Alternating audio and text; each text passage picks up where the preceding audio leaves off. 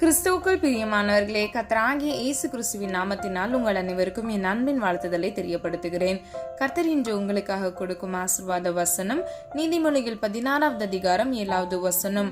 ஒருவனுடைய வழிகள் கர்த்தருக்கு பிரியமாயிருந்தால் அவனுடைய சத்துருக்களும் அவனோடே சமாதானமாகும்படி செய்வார். ஹல்லேலூயா. பிரியமானவர்களே, கர்த்தருக்கு நீங்கள் பிரியமாக இருந்தீர்கள் என்றால் உங்களுக்கு விரோதமாக இந்த உலக வாழ்க்கையில் போராடுகிற சத்துருக்கள் கூட, மனிதர்கள் மூலமாக வருகிற பிரச்சனைகள் கூட, அவர்களே உங்களிடத்தில் சமாதானமாகும்படி கர்த்தர் அற்புதத்தை செய்வார். ஹல்லேலூயா. பிரியமானவர்களே, நீங்க தேவனுக்கு பிரியமானவர்களா இருக்க வேண்டும். யோவான் 8வது அதிகாரம் 29வது வசனத்தின்படி, என்னை அனுப்பினவர் என்னுடனே கூட இருக்கிறார், பிதாவுக்கு பிரியமானவைகளை நான் எப்பொழுதும் செய்கிறபடியால் அவர் என்னை தனியே இருக்க விடவில்லை. ஹல்லேலூயா. இன்னைக்கு நம்முடைய வாழ்க்கையில இருக்கக்கூடிய போராட்டங்கள், பிரச்சனையை நம்ம மேற்கொள்ள வேண்டுமா?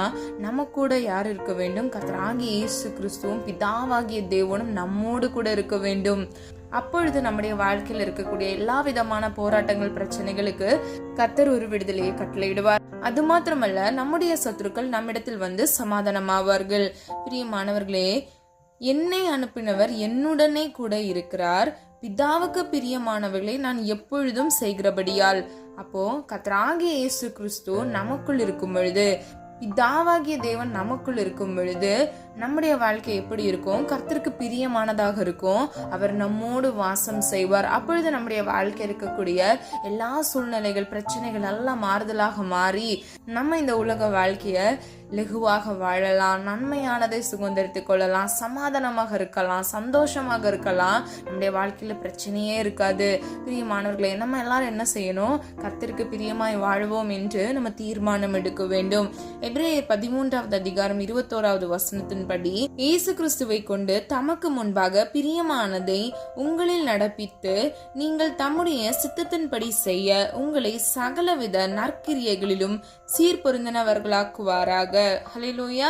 பிரியமானவர்களே, இயேசு கிறிஸ்துவை கொண்டு தமக்கு முன்பாக பிரியமானதை, அப்போ நம்ம கூட இயேசு கிறிஸ்து இருந்தாங்க அப்படின்னா நம்ம பிதாவின் சித்தம் நம்ம செய்வோம். பிதாவுக்கு பிரியமானதை நம்ம செய்து நம்ம நல் வழியில் சீர்படுத்தி நம்மை அவர் வழி நடத்துகிறவராய் இருக்கிறார். ஹல்லேலூயா. 2வது பகுதியை பாருங்க. தம்முடைய சித்தத்தின்படி செய்ய உங்களை சகலவித நற்கிரியைகளினாலும். நற்கிரியைகள் என்றால் என்ன? நன்மையான செயல்கள். அப்போ நம்முடைய வாழ்க்கையில தேவனுக்கு பிரியமாய் வாழும் பொழுது பிதாவாகி தேவனும் கர்த்தராகிய இயேசு கிறிஸ்துவும் நம்மோடு இருப்பார். நம்மை சீர்பொருந்த செய்வார். நம்மை சீர்படுத்தி அவர் வழி நடத்துகிறவராய் இருக்கிறார். ஹல்லேலூயா. பிரியமானவர்களே, நம்முடைய வாழ்க்கையில நம் கையிட்டு செய்கிற ஒவ்வொரு காரியங்களிலும் ஆசீர்வாதத்தை பெற்றுக்கொள்ள வேண்டும் என்றால் நமக்கு ஜெயம் கொடுக்கிற தேவன் நம்மோடு இருப்பது மிகவும் அவசியம்.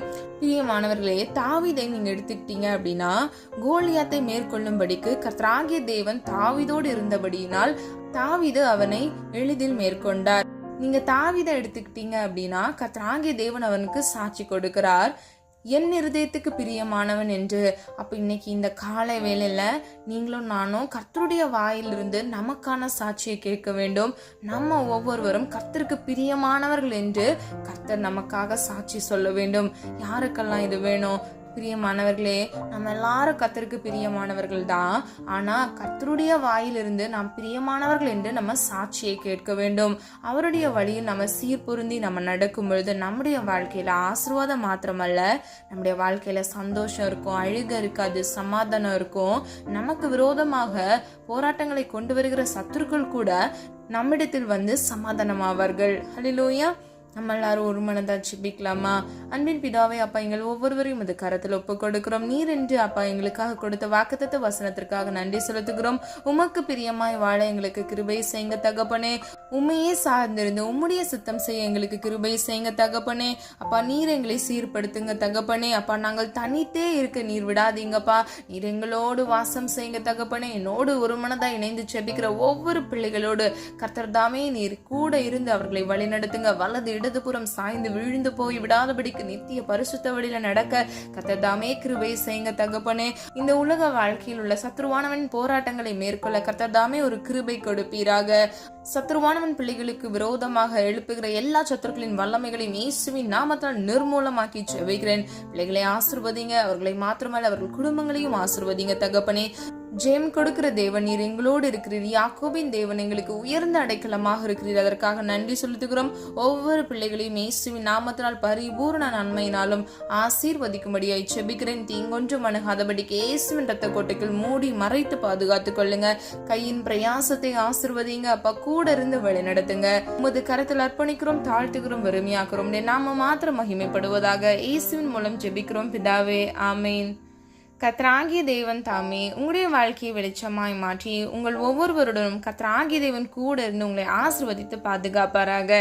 God bless you. பிரியமானவர்களே, இந்த வீடியோ உங்களுக்கு பிடிச்சிருந்துச்சுன்னா லைக் பண்ணுங்க, சப்ஸ்கிரைப் பண்ணுங்க, பெல் ஐக்கான் கிளிக் பண்ணுங்க.